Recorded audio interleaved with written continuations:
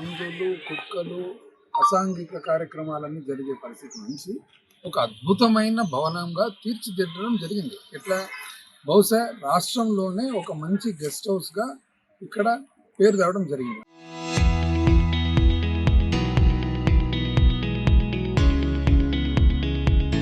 అందుకనే ఈరోజు కర్నూలులో కానీ నంద్యాలలో కానీ ఎక్కడి నుంచి ఆఫీసర్లు వచ్చినా కూడా గెస్ట్ హౌస్ ఫెసిలిటీ రాత్రి ఉండాలంటే ఎక్కడికి వస్తున్నారు?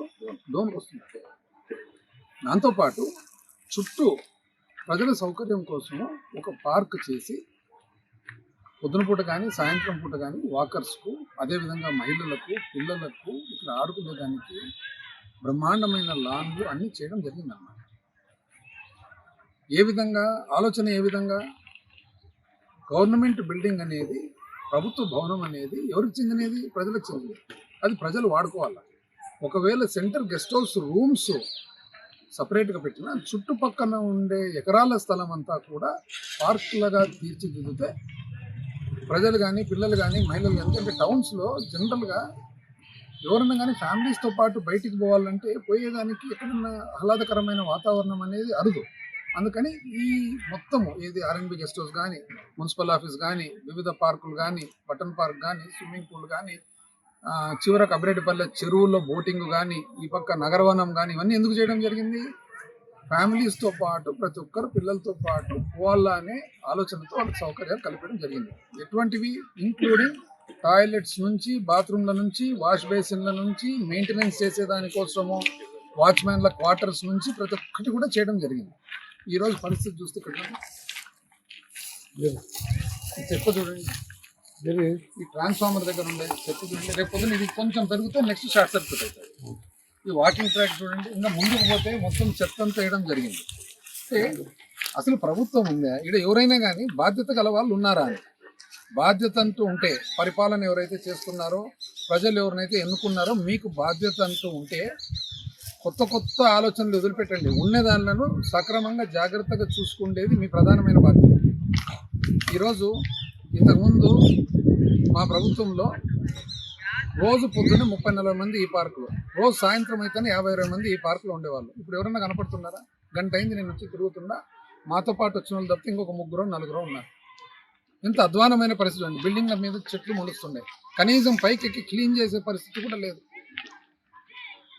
దయచేసి మీరు ఈ పెద్ద పెద్ద మాటలు, చాలామంది మైకుల ముందర వచ్చి మాట్లాడుతున్నారు. ఈ మధ్య పెద్ద మాటలు తర్వాత మాట్లాడచ్చు, దానికి ఇంకా టైం దండిగా ఉంది.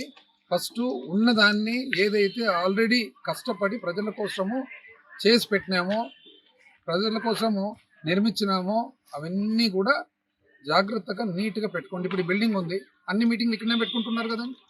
బిల్డింగ్ లేకుండా ఎక్కడ పెట్టుకునేందరు? మీరు రోడ్డు మీద పెట్టుకునేందరా?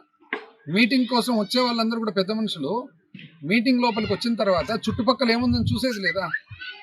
చుట్టుపక్కల ఏముంది, ఎట్లుంది పరిస్థితిని చూడాల్సిన బాధ్యత ఉందా లేదా?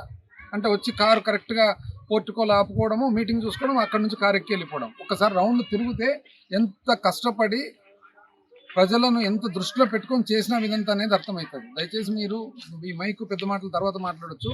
ఫస్ట్ అన్ని చోట్ల ఒక్కొక్క బిల్డింగ్ ఏదైతే నిర్మించినామో ఆ నిర్మాణం వెనకాల ఉన్న ఆలోచన ఏమి, నిర్మాణం వెనకాల ఉన్న స్ఫూర్తి ఏమి, నిర్మాణం వెనకాల ఉన్న చిత్తశుద్ధి ఏమి అనేది ఒకసారి తెలుసుకొని ప్రజలను దృష్టిలో పెట్టుకొని కొత్త సౌకర్యాలు కాదు, ఉన్న సౌకర్యాలు చేసిన దాన్ని. స్విమ్మింగ్ పూల్ ఉంది పక్కన, అద్భుతంగా పిల్లలు 1 సంవత్సరం ఆడుకున్నారు, స్విమ్మింగ్ నేర్చుకున్నారు. ఈరోజు మూతపడింది. ఎందుకు మూతపడిందండి?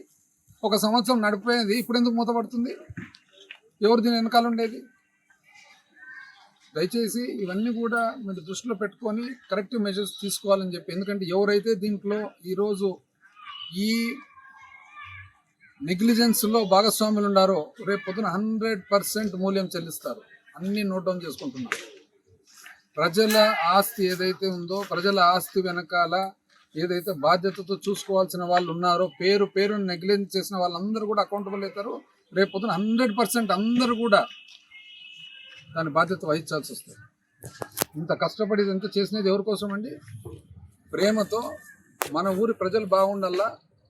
ఈరోజు డోన్లో ఎవరైనా కానీ, డోన్ నియోజకవర్గంలో, డోన్ పట్టణంలో ఎవరైనా కానీ మేము ఆ ఊరికి పోవాలా, ఈ ఊరికి పోవాలా, సెటిల్ కావాల్సిన అవసరము అక్కడ ఇక్కడ పోతే పొద్దు పోతుంది, ఇక్కడ పొద్దు పోదు అని చెప్పి ఆలోచన కలగకూడదని ప్రతి ఒక్కటి చేయడం జరిగింది. ఇక్కడ ఏ నగరంలో ఏం ఫెసిలిటీస్ ఉన్నాయో ఆ ఫెసిలిటీస్ అన్ని ఇక్కడ కల్పించడం. ఎందుకు ఇక్కడ నుంచి బయటికి పోవాల్సిన అవసరమే రాకూడదు, ఇక్కడనే హ్యాపీగా సంతోషంగా ఉండాలనే ఆలోచనతో చేస్తడం జరిగింది.